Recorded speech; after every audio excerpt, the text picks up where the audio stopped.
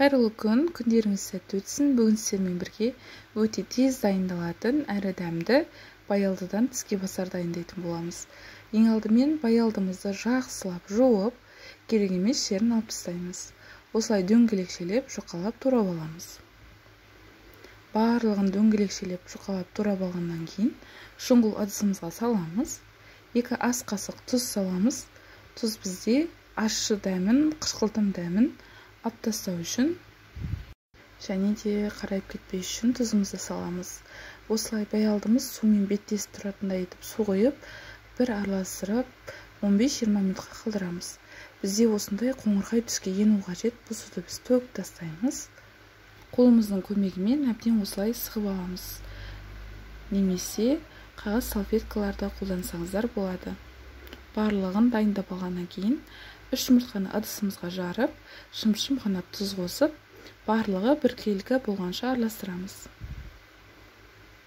Табамызға майымызды қойып қыздырамыз және де жұмыртқамызға аунатып баялдыларды біртіндеп қуырып аламыз. Астыңғы жақ беті қоңырқай болған кезде алмастырамыз. Піскен баялдыларды қағаз салфеткалардың үстіне қойып, майынан құрғатып аламыз. Ортасына жағу үшін салмасын дайындаймыз. Сарымсақтарымызды алып, өте майдалап тураймыз. Үкіштен өткізсеңіздер де болады.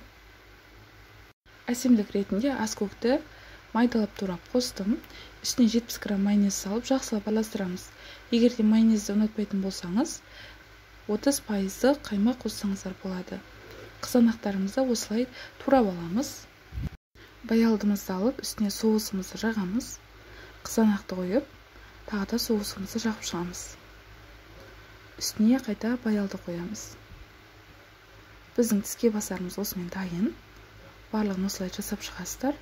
Ас болсын.